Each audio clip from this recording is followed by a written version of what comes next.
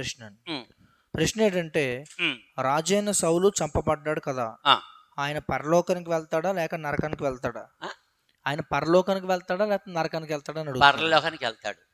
ఎందుకు వెళ్తాడు పరలోకానికి?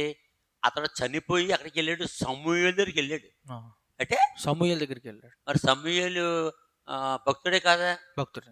ఒక విషయం తెలుసుకోవాలి అందరూ. పాత నిబంధనలో ఎవరు చనిపోయినా అంటే ఎవరు చనిపోయాను? పరలోకం వెళ్ళిపోయారు. ఎప్పుడు? యేసు చనిపోగానే 3 రోజులు భూమి కిందకి వెళ్ళాడు. భూమి కింద ఉన్నటువంటి సెక్షన్లు అన్నీ కూడా, భూమి కింద మొత్తం 9 సెక్షన్లు ఉన్నాయి.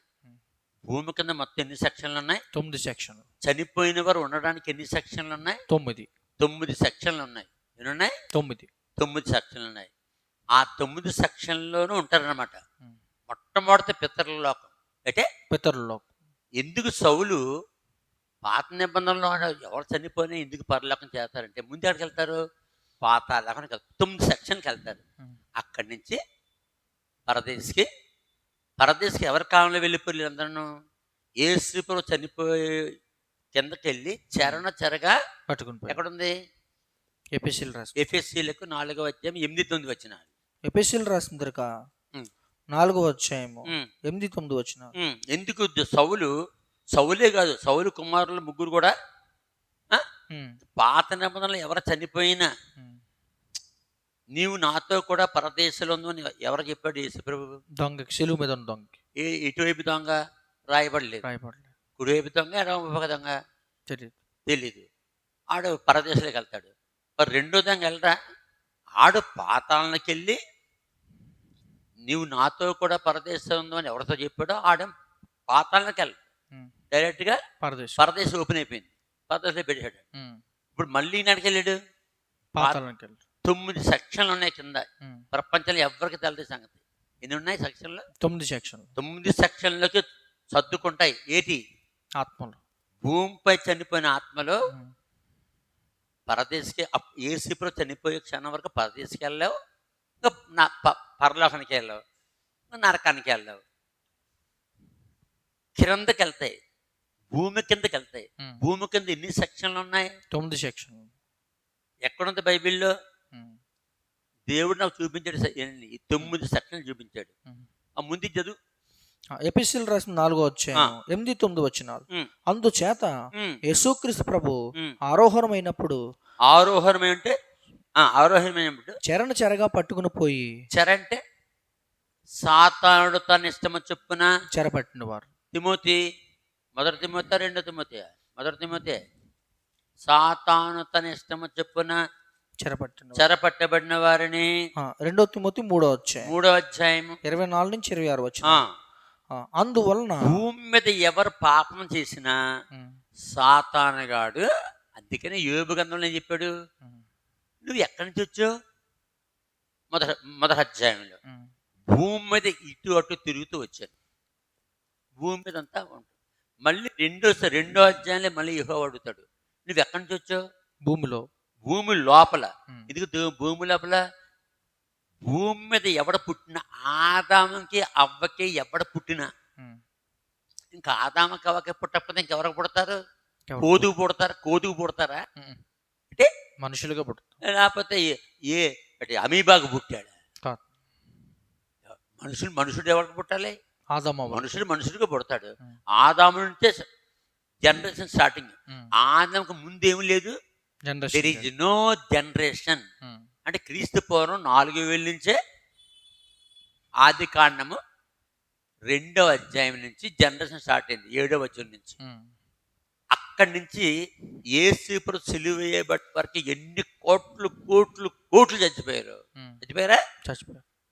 వాళ్ళందరూ కూడా కిందనున్న పాతాళంలో ఎన్ని ఉన్నాయి సెక్షన్లో? కిందనున్న చెప్పు. 2 తిమోతి 2వ అధ్యాయము 26వ వచనం. అందువలన సాతాను తన ఇష్టము చొప్పున చెరపట్టిన వీరు. అంటే ఎవరు చనిపోయిన సాతాను ఏం చేస్తాడు? చెరపెడుతున్నాడు. ఇదిగో పాపం చేశాడు, పాపికి పుట్టాడు. పాప క్షమాపణ ఎలా కలుగుద్ది? యేసుక్రీస్తు ప్రభు. యేసు రక్తంతో తప్ప ఏ బలి ద్వారా అబ్రహాం పాపి కాదా? అవును. ఇస్సాకు పాపి కాదా? పాపి. యాకోబు పాపి కాదా? అవును. ఇశ్రాయేలు పాపులు కాదా? అవును. మోషే పాపి కాదా? ఎవడు నీతిమంతుడు? నీతిమంతుడు లేడు.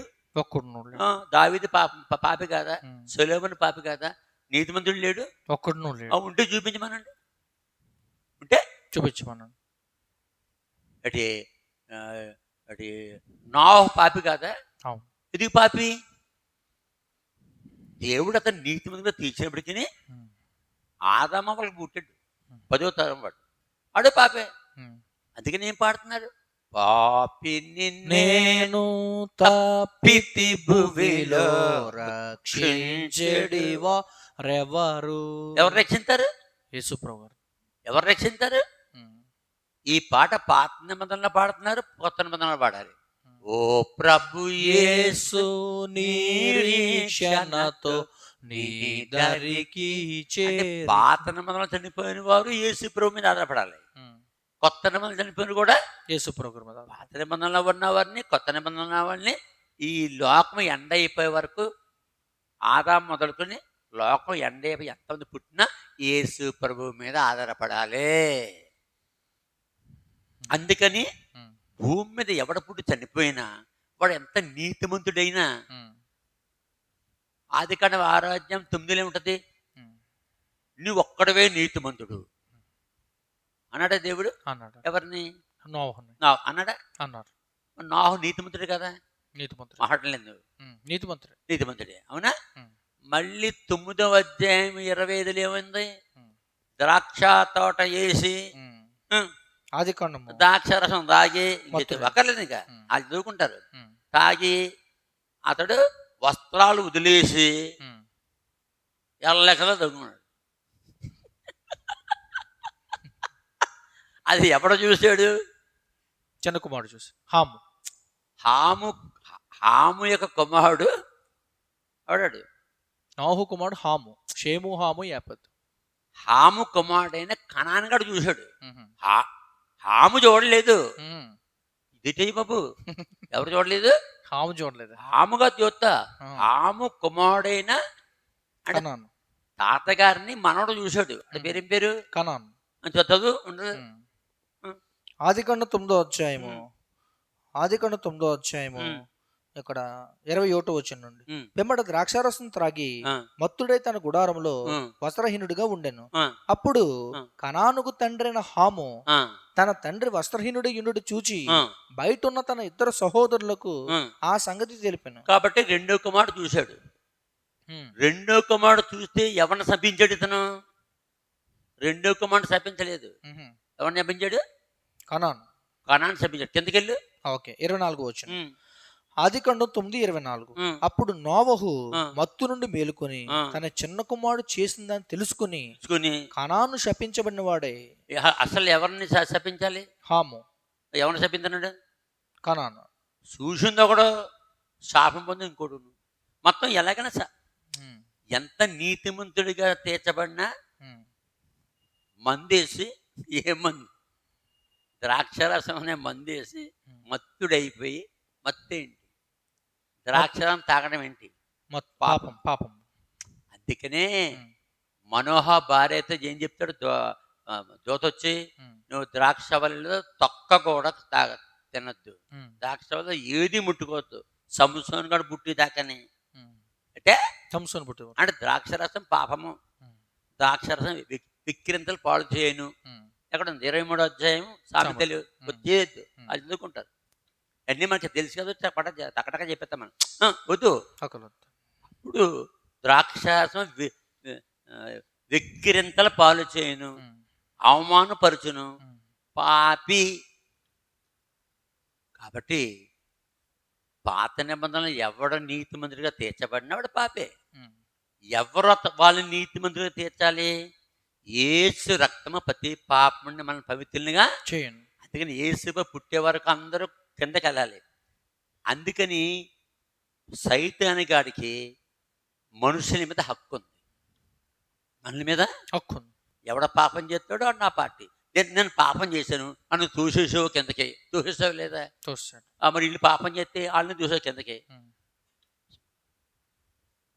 చెరువు పాపం చేస్తే సైతాన్ అని పేరు పెట్టి కిందకు దోశాడు. ఇప్పుడు మనుషులు పాపం చేస్తే భూమి మీద కిందకు దోశాడు. ఏ కిందకి? పాతాళలోకం. అక్కడి నుంచి రావాలి పరలోకానికి. అందుకని మొదటి రాజులు 8వ అధ్యాయము 46వ వచనంలో జ్ఞాని అనే సొలొమోను చెప్పాడు. మొదటి రాజులు 8వ అధ్యాయం 46వ వచనం. మొదటి రాజులు 8వ అధ్యాయం 46వ వచనం. పాపము చేయని వాడు ఒకడునూ లేడు. మరి ఇంకేటి? అప్పుడు మనం మరి నోహ సంగతి ఏంటంటే ఆడు అంతే, అబ్రహాం సంగతి ఏంటి అతనంతే. అబ్రహాంతో దేవుడిని చెప్పాడు 17వ అధ్యాయం 10వ వచనంలో, సన్నిధిలో నడుచుచు నిందారహితుడిగా ఉండు. నిందలు లేకుండా ఉండాలన్నాడు. ఎన్ని నిందలు అతని మీద అంటే దేవుని చెప్పకుండా హాగరను పెళ్లి చేసుకుంటాడు. అది నింద కాదు. అప్పుడు ఏమవుతుంది? ఇప్పుడు కొమ్మ వెళ్ళిపోతుంది.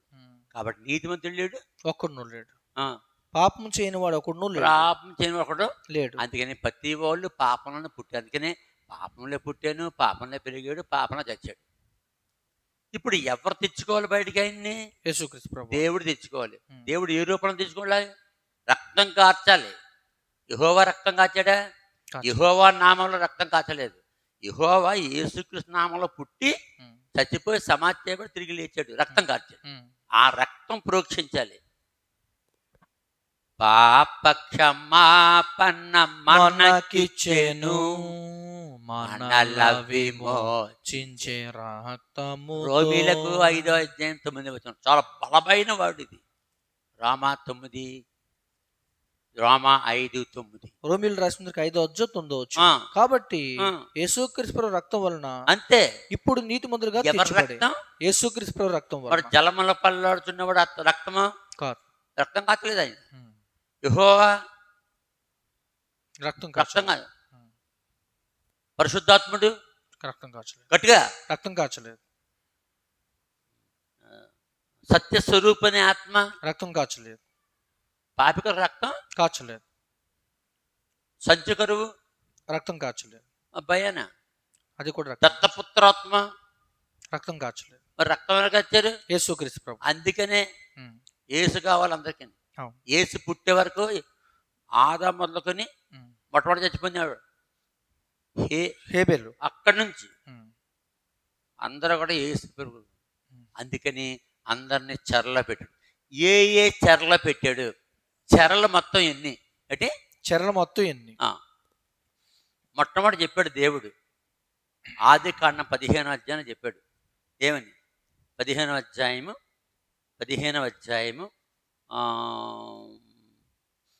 15వ వచనం. ఆదికాండం 15వ అధ్యాయం 15వ వచనం. నువ్వు క్షేమముగా నీ పితరుల యొద్దకు పోయేదవు. అది మొట్టమొదటి చెర అంటే మొట్టమొదటి చెర. అది రెండోది 37వ అధ్యాయం ఆదికాండము 35వ వచనం. మృతుల లోకము. ముందేమో పితరులోకం, రెండోది మృతుల లోకం. ఇవన్నీ ఎక్కడ ఉంటాయి? కింద ఉంటాయి. ఆదికాండం 37:35.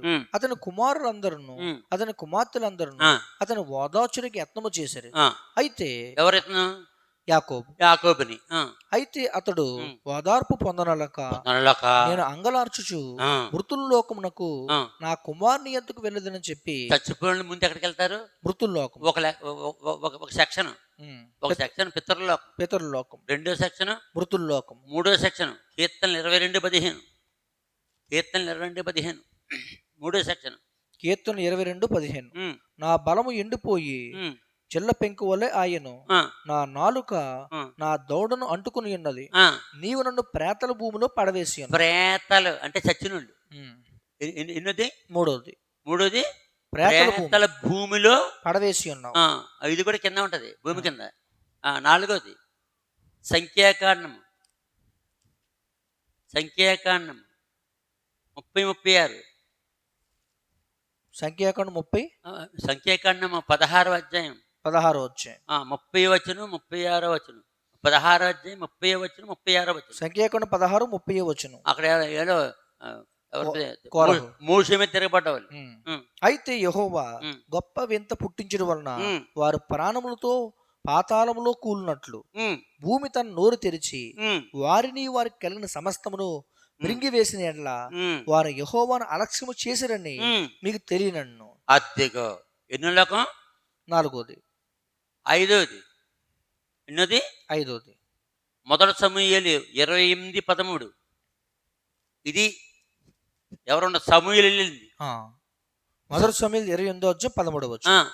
రాజు నువ్వు భయపడవద్దు, నీకు ఏమి కనబడిందని ఆమె అడుగుగా ఆమె దేవతల్లో ఒకడు భూమిలో నుండి పైకి వచ్చి నేను చూచు. భూమిలోంచి ఎవరు వస్తున్నారు? దేవతల్లో ఒకడు వస్తున్నాడు. ఎవడు? సమూయేలు. అతను సమూయేలు అని చెప్పి శాస్త్రనాశనం చేస్తాడు. అక్కడికే వెళ్తాడు. ఎవరు? సౌలు కూడా కిందకెళ్ళి చెప్తాడు, రేపు నీవును. మొదటి సమూయేలు 28:19 యెహోవా నిన్నును ఇశ్రాయేలును ఫిలిష్తీయుల చేతికి అప్పగించెను. యెహోవా ఇశ్రాయేలు దండును ఫిలిష్తీయుల చేతికి అప్పగించెను. రేపు నీవు నీ కుమారులు రేపే నీవును నీ కుమారులను నాతో కూడా ఉందురని సౌలుతో చెప్పగా సమూయేలు భక్తుడేనా? భక్తుడే. ప్రవక్తేనా? యాజకుడేనా? అవును. అవునా? అంత భక్తుడికి వెళ్ళాడు పాతాళానికి. క్రూరుడైన క్రూరుడు 85 మంది యాజకుల్ని చంపాడు. చంపాడా? చంపాడా లేదా? చంపాడు. ఎవరి కాలంలో? సౌలు కాలం. సౌలు కాలంలో, దావీదు కాలంలో. సౌలు దావీదు కాలంలో అంటే క్రీస్తు పూర్వం 1000 సంవత్సరాలు. అవునా? ఆడికి కత్తిచ్చాడని, తిండెట్టాడని దోయగనోడు చెప్పాడు. ఆడనే చంపేమన్నాడు 85 మంది. మరి 85 మంది మరి యాజకులు చంపేసినాడు అక్కడికి వెళ్ళిపోయాలి కదా అని తలంపింది. అంతేనే. కానీ 85 మంది చంపేసినా అంటే దేవునికి ఒక్క బలిపీఠమే కట్టినా, దేవునితో సంబంధం లేకపోయినా, ఏ యుద్ధానికి వెళ్ళినా జయం పొందినా ఓడిపోయినా, జయం పొందినా ఎప్పుడు దేవునికి ప్రార్థన చేయలేదు, ఆరాధన చేయలేదు. ఎవడో? సౌలు. మళ్ళీ దేవుని చేత ఏర్పరచబడిన దావీదుని చంపేనాకి తన సొంత కుమారునికి, తన సొంత సైనికులకి, అంటే సైన్యాధిపతులకి ఎస్ఐ కుమారుని చంపామని చెప్పి ఆజ్ఞ ఇచ్చాడు. వాళ్ళు చంపకపోతే ఈడెళ్ళి చంపేనాకి దేవుడు అతను ఏం చేశాడు? ఇన్ని చేసినా ఆఖరికి అవిధేయుడిగా ఫిలిస్తీన్లు వస్తే దేవుణ్ణి మొక్కకుండా, దేవుని అడగకుండా ఎక్కడికి వెళ్ళాడు? కర్ణ పిచ్చాదరికి వెళ్ళాడా లేదా? వెళ్ళినా సమూయేలు ఏమంటాడు? రేపు నీవు నీ కుమారులు నాతో కూడా ఉంటారు. అంటే ఎవరితో సమానమయ్యాడు? సమూయేలుతో. మరికే అంటే బైబిల్ సత్యాలు తెలియక, అంటే బైబిల్ సత్యాలు అంటే మనం బైబిల్ చదివి ఉండి దేవుడి నుండి పొందాం కాబట్టి ఇవన్నీ టక టక టక టక చెప్పేస్తున్నాం మనిషిని లాగినట్టు. ఇది వాళ్ళకి అర్థం అవ్వదు. ఇప్పుడు ఈ వర్తమానం విన్న కొన్ని లక్షల మంది ఉంటారు, కొన్ని కోట్ల మంది ఉంటారు ప్రపంచంలో. ఇప్పుడు తెలుస్తుంది ఒకడికిని. అంటే ఏంటి ఇలా చెప్పేస్తున్నాడు? అభ్యాసం చేసాం చిన్నప్పటి నుంచి. దేవుడు నన్ను నా 10వ సంవత్సరం వయసులో 5th క్లాస్, ఎంత 5th క్లాస్ 5వ తరగతి అప్పటి నుంచి బైబిల్ చదివించాడు. ముందు చదివించి నా 28వ సంవత్సరంలో ఆసియా, ఐరోపా, ఆఫ్రికా పంపాడా? 6.5 లక్షలు ఖర్చు పెట్టించాడు. తీసుకొచ్చాడు, అంతే ఇచ్చాడు సెక్షన్. పెట్టరా 2022 నుంచి మొదలెట్టాడు. అవునా?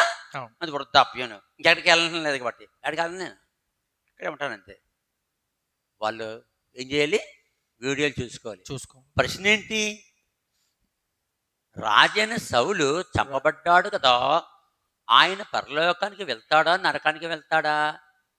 ఎందుకంటే దావీదును చంపడానికి చూశాడు. 85 మంది ప్రవక్తలను చంపాడు. మరి సౌలు పరలోకానికి వెళ్తాడు. ఎందుకంటే పాత నిబంధనలు ఎవడ పాపం చేసినా పాపానికి పనిష్మెంటే. పాపానికి పనిష్మెంట్ ఏంటి? పనిష్మెంట్ యుద్ధములో ఓడిపోయారు. గిల్బో పర్వతం మీద ఓడిపోతాం. 31 31వ అధ్యాయం. మొదటి సమూయేలు 31వ అధ్యాయం. మొదటి సమూయేలు గ్రంథం 31వ అధ్యాయం. చివరి పేర 8వ వచనం. మరునాడు ఫిలిస్తీయులు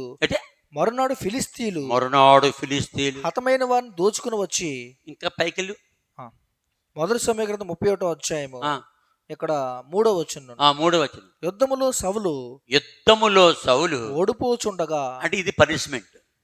ఎందుకు ఓడిపోతున్నాడు? దేవునితో చేసిన పాపాలకి, చేసిన పాపాలు.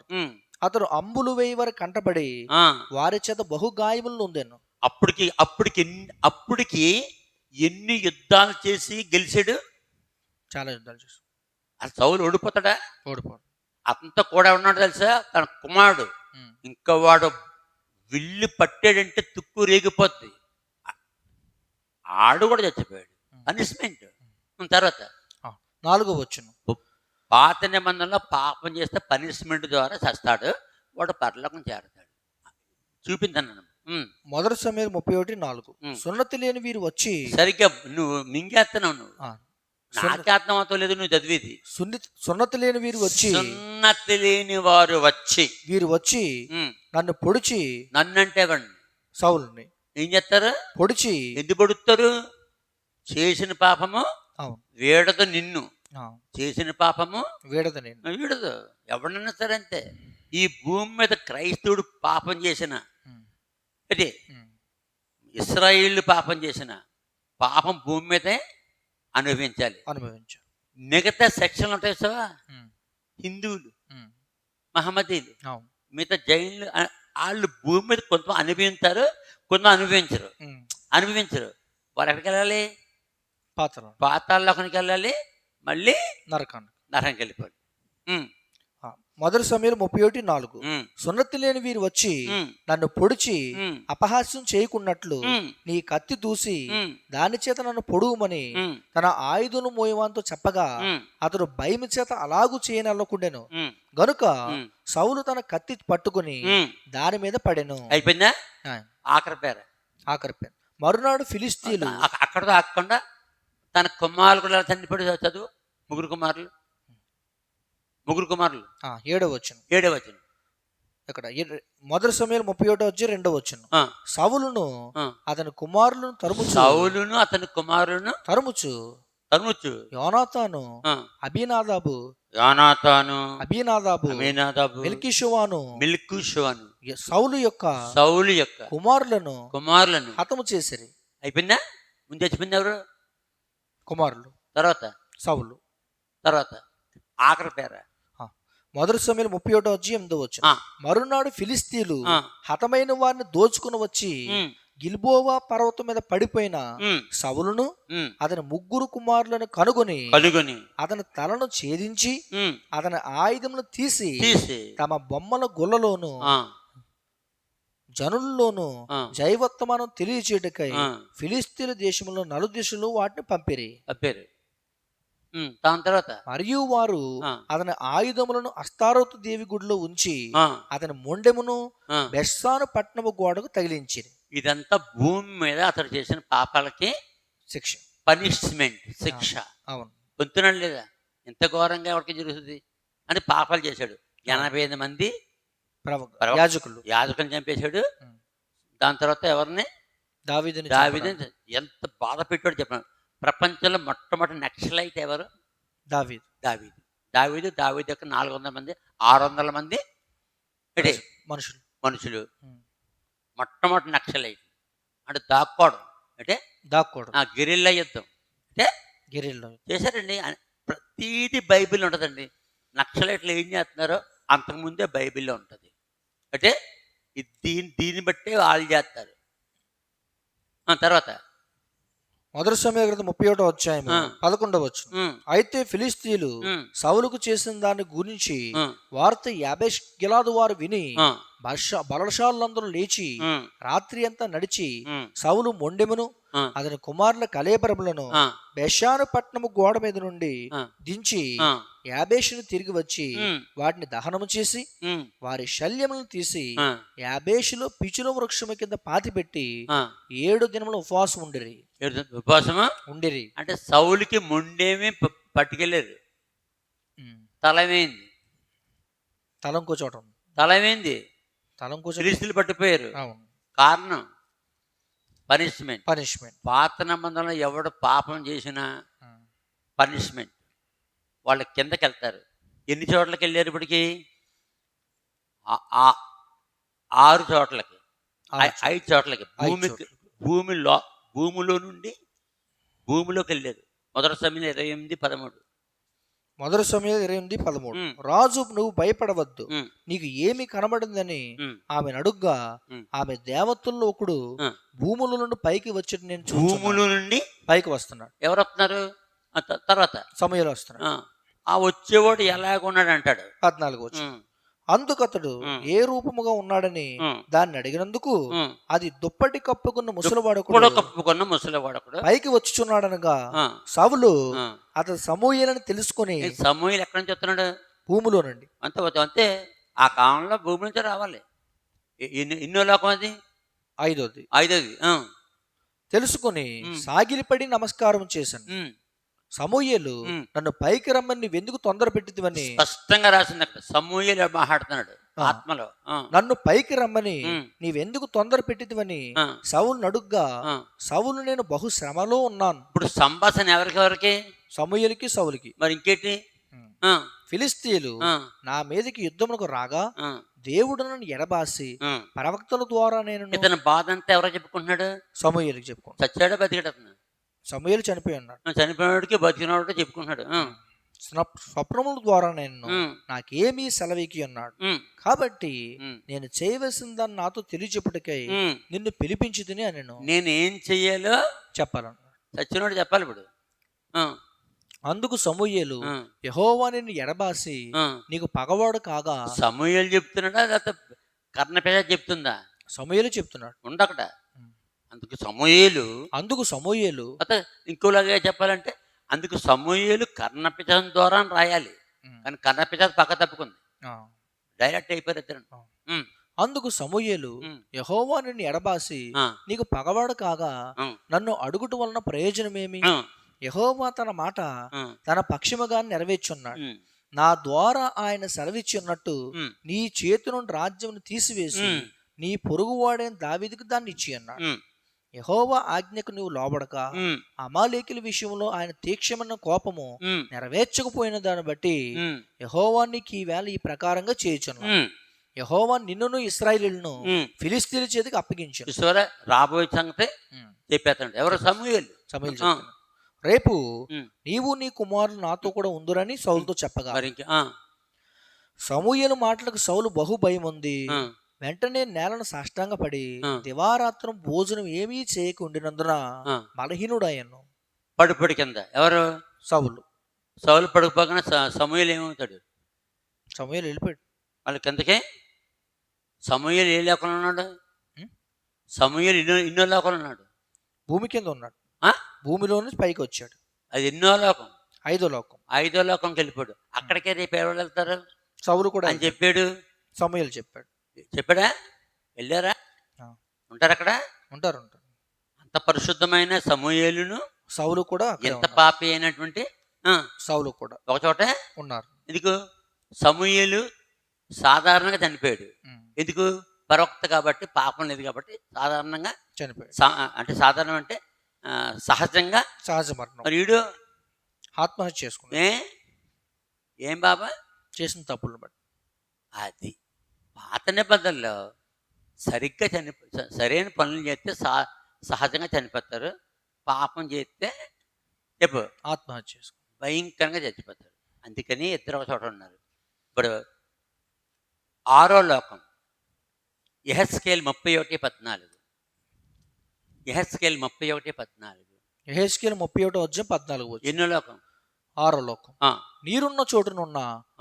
నీరున్న చోటునున్న వృక్షములన్నిటిలో ఏదియు తన ఎత్తును బట్టి అస్సేపడి తన కొనను మేఘముల కంట చేసి ఏ వృక్షము గాని దాని ఎత్తును బట్టి గర్వింపుకున్నట్లు క్రింది లోకమునకు పోవు నరుల ఎత్తుకు.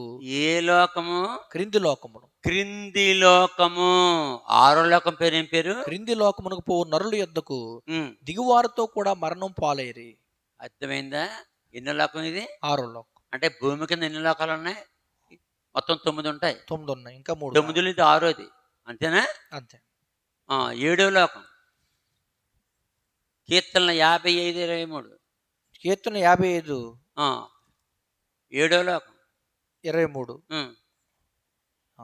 కీర్తనలు 55:23. ఆ, దేవా ఆ. నాశన కూపములో నీవు అని పడవేయదు. అద్దెగో ఏ లోకం అది? నాశన కూపం. నాశన కోపము అనే లోకం. ఉమ్. మొత్తం లోకాలేని ఇప్పుడు తిరుగుతుంది. చచ్చిన వాళ్ళు ఉండే లోకాలన్నీ. 9. ఇది భూలోకం పరలోకం కాదు బాబా. ఉమ్. ఏ లోకాలు?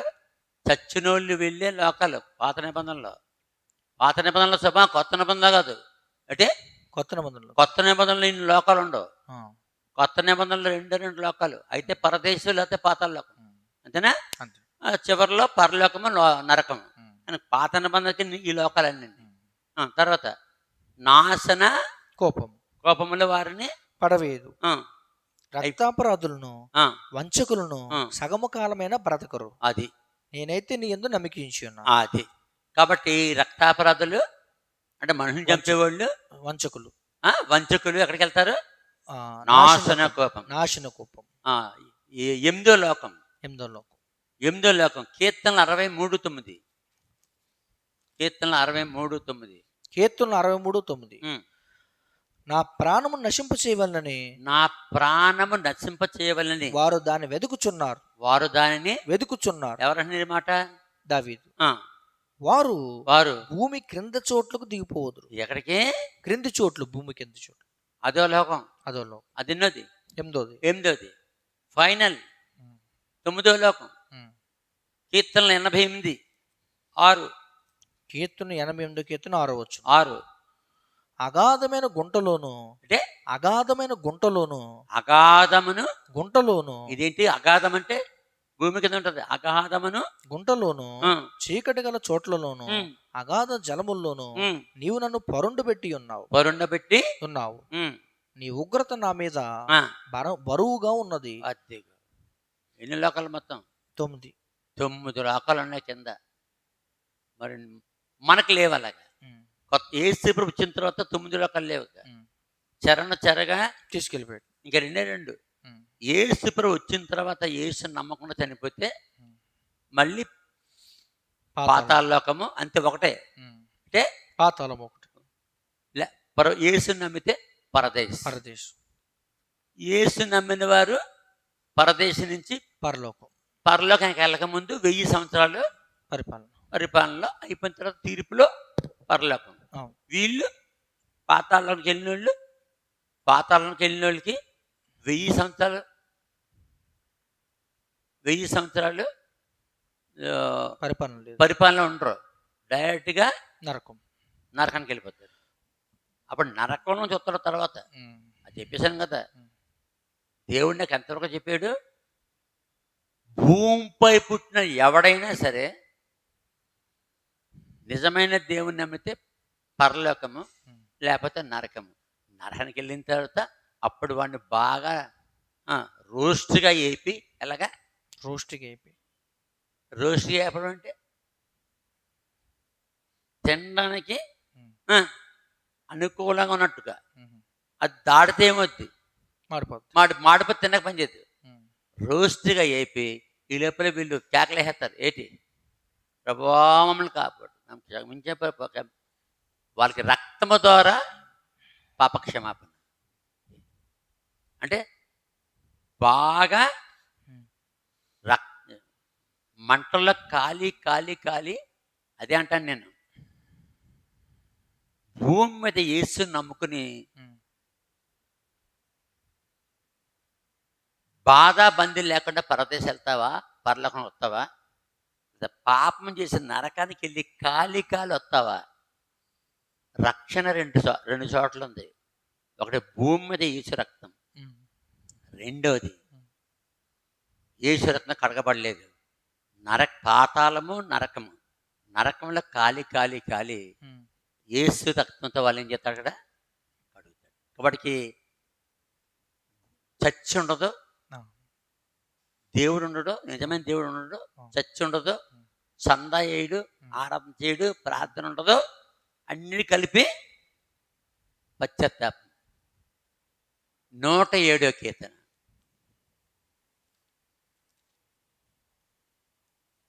10 నుండి 15.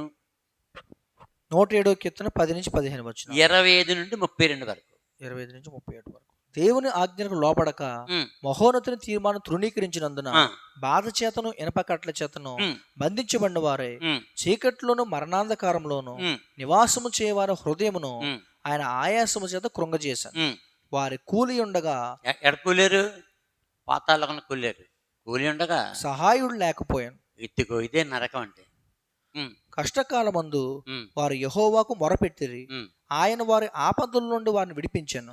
వారి కట్లను తెంపివేసి చీకట్లో నుండి మరణాంధకారం నుండి వారిని రప్పించాను.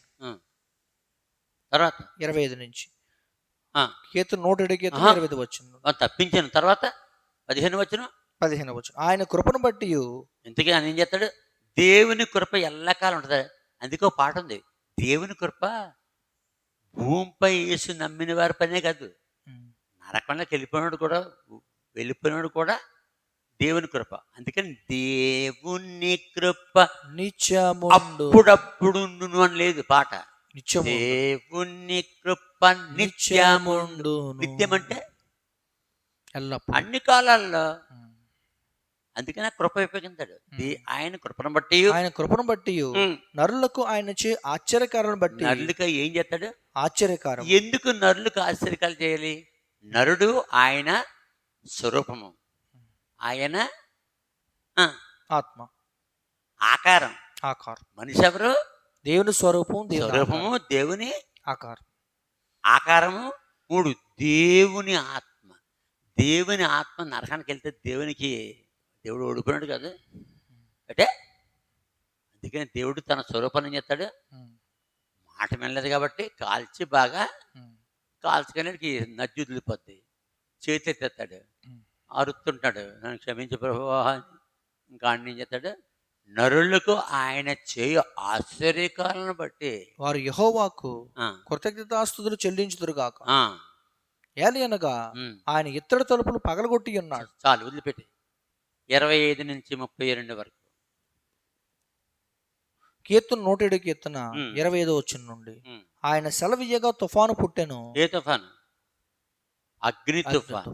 అడిగాను దేవుణ్ణి, ప్రభువా నువ్వు అగ్ని తుఫాను రాలేదు కంటే రాత్రే అందరికీ తెలిసిపోద్ది, నరకం బయటకు వచ్చేస్తామని ఇంకెవడో సువార్త ప్రకటించాడు. మనోహరు, ఇది చివరి దినాలకు వచ్చేసావు. ఎవరికి వచ్చావు? చివరి దినాల కోసం. అంటే ఇన్ని వేల సంవత్సరాలు దాచి నాకు చెప్పేశాడు. నాకు చెప్పాలి వద్దా? చెప్పాలి. ఎందుకు? ఇంతవరకు ఎవరో చూడని, ఇంతవరకు ఎవరో చెప్పని గూఢమైన రహస్యంలో నేను నీకు తెలియజేస్తున్నానని దేవుడు నాకు నా 15వ సంవత్సరంలో చెప్పాడు. అప్పుడు నేను 8th స్టాండర్డ్. కాబట్టి నాకు చెప్పాలి రహస్యాలని. వాగ్దానం అది చెప్పాడు. ఎప్పటికీ? వృద్ధాప్యం వచ్చేటప్పటికి. ఎప్పుడు 15వ సంవత్సరం వయసు, ఇప్పుడు 65వ సంవత్సరం దాటిన తర్వాత చెప్పడం మొదలుపెట్టారు. 2012లో చెప్పాడయ్యా. ఎప్పుడు చెప్పాడు నాకు? 2012 సంవత్సరం నుంచి మొదలెట్టాడు. ఇప్పుడు 2022లో నేను చేశాను, లైవ్లో యూట్యూబ్లో పెట్టేసాను. కీర్తన 107 కీర్తన 25 వచనం. ఆయన సెలవీయగా తుఫాను పుట్టెను, అది దాని తరంగమును పైకెత్తెను. వారు ఆకాశం వరకు ఎక్కుచు అగాధమునకు దిగుచు ఉండేది. శ్రమ చేత వారి ప్రాణం కరిగిపోయాను. అంటే శ్రమ చేత వారి ప్రాణం కరిగిపోయాను. కరగాలంటే నీళ్లు కావాలా, అగ్ని కావాలా? అగ్ని. అందుకని అగ్ని తుఫాను. మత్తులేని వారి వలె వారు ముందుకు వెనుకకు దొర్లుచు ఇటు అటు తూలుచుండిరి. వారు ఎటు తోచక ఉండిరి. శ్రమకు తాళలేక ఏం చేయలేదు. శ్రమకు తాళలేక వారు యెహోవాకు మొరపెట్టిరి. ఆయన వారి ఆపదల్లో నుండి వారిని విడిపించాను. ఆయన తుఫాను ఆపివేయగా. ఏ తుఫాను? అగ్ని తుఫాను. కరిగిపోతున్నారు కదా. ఆయన తుఫాను ఆపివేయగా దాని తరంగములు అణిగిపోయాను. అవి నిమ్మలమైనవని వారు సంతోషించిరి. అందుకనే నరకము టెంపరవరీ. ఎంతవరకు ఉంటుంది నరకం? కరుడుకెత్తిన పాపులు. ఆ పాపులు ఎవరు? నరకానికి ఎవరు వెళ్తారు? పాపులు. కరుడు కట్టిన పాపులు. భూమి మీద దేవుడు ఎంత కృప చూపినా, ఎంత ప్రయాసపడి పాపమోచన సమస్తమైన వాళ్ళు రండిరా అని అడిగినా, ఆయన సేవకులందరూ అరిసినా, బైబిల్ దింపేసి బైబిల్ని గుట్టేసి కాల్చేసి క్రైస్తవ సేవకుల్ని సేవకురాండ్లని ఆడోళ్ళ మొగని చొప్పున గుడేసి చెప్పు నరికేసి ముక్కలు చేసేసి చంపేసి చేస్తున్నారా? మరి వాళ్ళు నరకానికి వెళ్తాడు. అక్కడ ఉంటుంది ఆడికి పనిష్మెంట్. తర్వాత 30 107 కీర్తన 30 అవి నిమ్మలమైనవని వారు సంతోషించిరి. ఏది నిమ్మలమైంది? తుఫాన్, కరిగించే తుఫాన్. కరిగించే తుఫాన్ అంటే అగ్ని లేకపోతే నీళ్ళ? అగ్ని. ఇప్పుడు మనకు తుఫాన్ వస్తుందా? తుఫాన్ వస్తుందా మనకి? నీళ్ళ అగ్ని? నీళ్ళు గుర్తుందా? అగ్ని గుర్తుందా? నీరు. మన నరకంలోనూ అగ్ని తుఫాన్. 30 అవి నిమ్మలమైనవని వారు సంతోషించిరి. వారు కోరిన రేవునకు ఆయన వారిని నడిపించారు. ప్రతి మానవుడు భూమిపై దేవుని ఎందుకు మొక్కుతాడు? మోక్షం, పరలోకం వెళ్ళాలి. ఇప్పుడు అర్థమైంది వాళ్ళకి. వారు కోరిన రేవేంటి? పరలోకం. కానీ భూమి మీద యేసు నమ్మకపోతే పరలోకం లేదు. రాంగ్ స్టెప్లో పూజలు పునస్కారాలు, గుళ్ళు కట్టడం, నిలువు దోపుడు ఇవ్వడం ఇవన్నీ చేశారు. నజ్జు ఎక్కడ వదిలింది? నజ్జు నరకంలో. నరకం వదిలింది. అందుకని నరకము టెంపరవరీ. కరుడు కట్టిన పాపులు, నిజమైన పాపులు ఎక్కడుంటారు? నిజమైన అచ్చుగుద్దిన పాపులు ఎక్కడుంటారు? నరకంలో ఉంటారు. వాళ్ళని రక్షించుకోవాలి దేవుడు. ఆయన కృపను బట్టి నరులకు ఆయన కృప అంటే అర్థం ఏంటి? కృప అంటే అర్థం ఏంటి? ఎంత పాపినైనాను యేసు చేర్చుకొనును, అంచుని సువార్తను అంతటా చాటించుడి, ఘోర పాపినైనాను నన్ను చేర్చుకొనునా, పూర్ణ శుద్ధినిచ్చును, స్వర్గమందు చేర్చును. మామూలు పాటలు కాదు. దేవుడు ఎటువంటి వ్యక్తిని అక్కడ చేరుతాడు? పరలోకానికి. కారణం ఆయన ఆత్మ. మనుషుడు ఎవరు? ఆయన స్వరూపము. మనుషుడు ఎవరు? ఆయన ఆకారం. దేవుల్లో ఈ మనుషుల్లో 3 ఉన్నాయి. దేవుల్లోని స్వభావంలో మనుషులు 3 ఉన్నాయి. ఒకటి ఆయన ఆకారం. మనిషి ఎవరు? ఆయన దేవుని ఆకారం. రెండోది దేవుని స్వరూపము. మూడోది దేవుని ఆత్మ. ఎవరు మోసగించాడు వీడిని? ఈ మనిషిని, ఇంత పరిశుద్ధమైన మనిషిని, దేవుని కుమారుని. మనుషులు ఎవరు? దేవుని కుమారుడు. ఆదాం ఎవరు? దేవుని కుమారుడు. ఎక్కడుంది? లోక 3:38. వాళ్ళు చదువుకుంటే చదవద్దు. 3:38. ఆదాము దేవుని కుమారుడు. మనందరం దేవుని కుమారులు కాదు. మనం ఎవరికి పుట్టాం? ప్రపంచంలో మనుషులు ఎవరికి పుట్టారండి? ఆదాముకు పుట్టారండి. మరి కుమారులందరూ ఏమవుతున్నారు? 1/4 పరలోకం, 3/4 నరకానికి. ఆ దేవునికి గంగిర్లు ఇచ్చుకో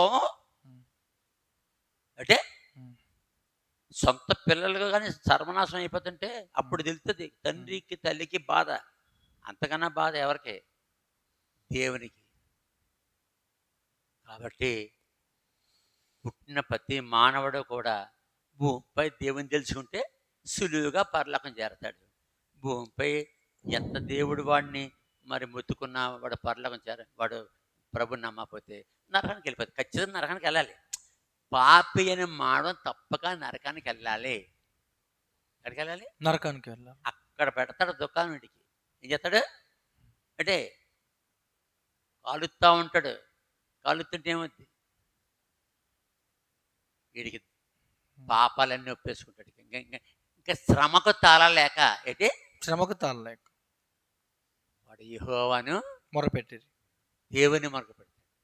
అప్పుడు ఆయన తుఫానును, అగ్ని తుఫాను ఆపేవేగా అది నిమ్మలమాయను. నరకము టెంపరవరీ. అప్పుడు వాళ్ళు దేవుణ్ణి స్తుతిస్తారంటే ఎక్కడ? పరలోక రాజ్యంలో. కిందకెళ్ళు 37 కీర్తన 107 కీర్తన 37.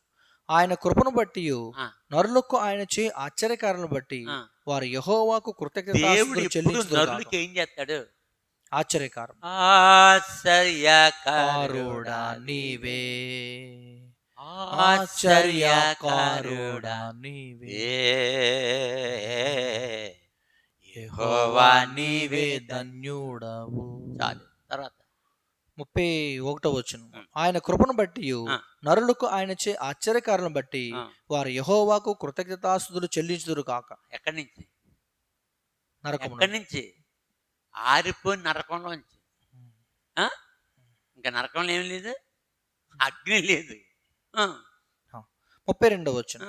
జన సమాజములో ఇప్పుడు వాళ్ళు రక్షింపడ్డారు కాబట్టి, పాపక్షమాపణ పొంది కాబట్టి, జన సమూహము అంటే ఇంతకుముందు పరలోకము చేరిన వారితో జన సమాజములో వారు ఆయన్ని గణపరచుదురు కాక. అప్పుడు అక్కడికి వస్తారు. ఇప్పుడు భూమిపై రక్షింపబడి పరలోకం చేరిన వారి కంటే, చేరిన వారికి ఆరాధన కంటే నరకం అనుభవించి, అంటే థియరీలో పరలోకం చేరేవాళ్ళు, థియరీలో. రెండోది ప్రాక్టికల్గా పరలోకం చేరినోళ్ళు ఎవరు గొప్ప? ప్రాక్టికల్గా చేరిన వాళ్ళు గొప్ప. ఎందుకు?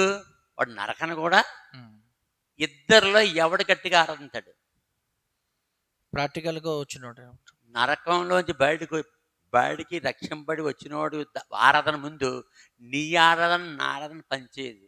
అందుకని మన ఆరాధనలు చప్పగా ఉంటాయి. ఇక్కడ భూమి మీద ఎలాగుంటాయి? చప్పగా. ఎందుకు?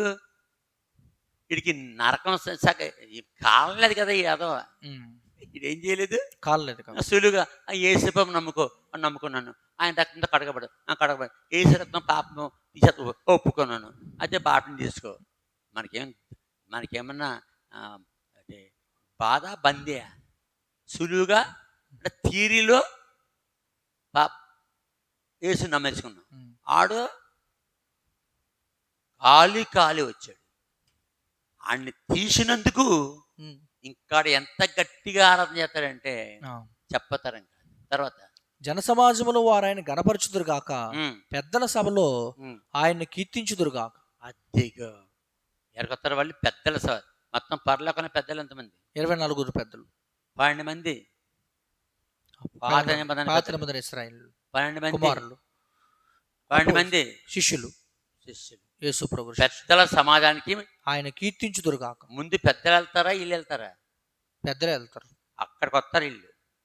అంటే నరకంలో 3/4 ఉంటారు, థియరీలో 1/4 వెళ్తారు. 1/4 ప్లస్ 3/4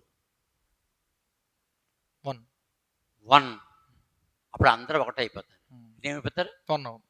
అప్పుడు మా దేవుడికి శాంతి. తన పిల్లలందరూ కూడా పరలోకం చేరారు. ఇంతకన్నా ఆనందం ఎవరికి లేదు. అప్పుడు దేవుడు పాడతాడు ఈ పాట. ఏ పాట? ఆహా ఏమానందం మహా ఏమానందం. అప్పుడు దేవుని ప్రేమ ఇదిగో జనులారా అంటే మంది మొత్తం అందరూ 1/4 1/2 3/4 ఫుల్ అందరూ మొత్తం అందరూ.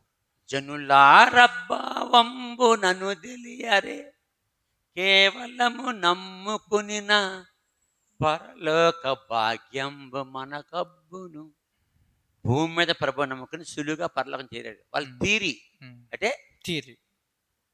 రెండోది ప్రాక్టికల్. అప్పుడు దేవునికి ఏంటి?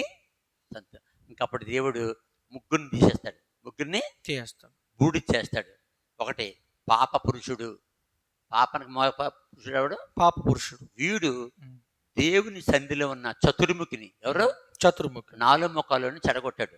ఆడిని చతుర్ముఖిని పాపిగా చేశాడు. ఆడు పాపత్ముడు, వాడు పాపి, వాడు సైతన్గా చేశాడు. ఈ మహాపురుషుడు దేవలోకంలో, దేవుని లోకంలో, పరలోకంలో చతుర్ముఖిని 4 ముఖాలని, ఎద్దు ముఖము, వాడు పక్షిముఖము, సింహముఖము, మనిషి ముఖం గలవాడిని ఏం చేశాడు? పాపిగా చేశాడు. ఈ మహాపురుషుడు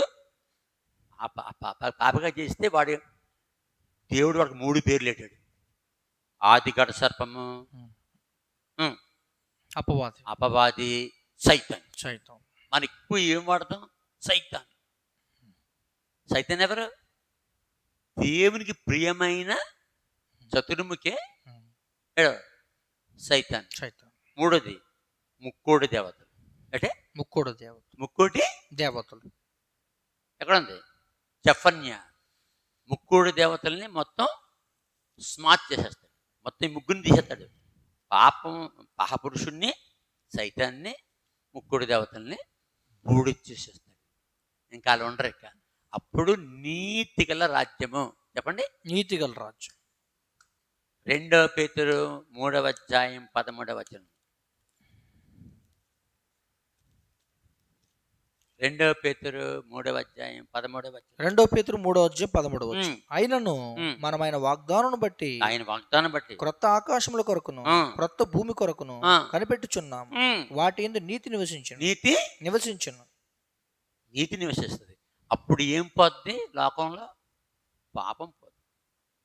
పాపం ఎన్ని చోట్ల ఉంది? 3 దగ్గర ఉంది. అదే నేత్రాశ, శరీరాశ, ఈ 3 కలిపి అదే పాపపురుషుడు. పాపపురుషుడి నుంచి సైతాన్ వచ్చాడు. సైతాన్ నుంచి ముక్కోడు దేవత. 33 కోట్ల 33 లక్షల 33,330 వాళ్ళందరినీ చేస్తే దేవుడు స్మాస్. జఫన్యా 2:11. ఎందుకు ఇన్నిసార్లు చెప్తున్నాం? వినేవాళ్ళకి బుర్రకెక్కక. ఎన్నిసార్లు చెప్పినా వాళ్ళకి బుర్రకెక్కలేదు. జఫన్యా 2:11. జనములు ద్వీపంలో నివసించు వారందరూ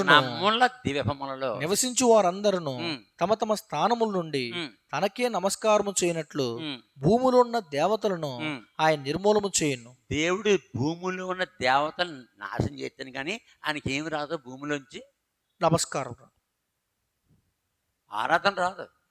ఆరాధన వీళ్ళు ముక్కోడు దేవతలు ఏం చేస్తున్నారు? దొంగలిస్తున్నారు. 33 కోట్ల 33 లక్షల 33,333. దీన్ని బట్టి సౌలు కుమారులు వాళ్ళే కాదు, పాత నిబంధనలు అందరూ కూడా యేసుప్రభు కిందకి వెళ్ళి, భూమి కిందకి వెళ్ళి చనిపోయిన తర్వాత 3 రోజులు ఏం చేశాడు యేసుప్రభు? ఆ సమాధిలో కూకున్నాడు. అది ఖాళీ సమాధి. అది యేసుప్రభు యొక్క శరీరం వెళ్ళింది, కానీ సమాధిలోకి ఆత్మ వెళ్తారు.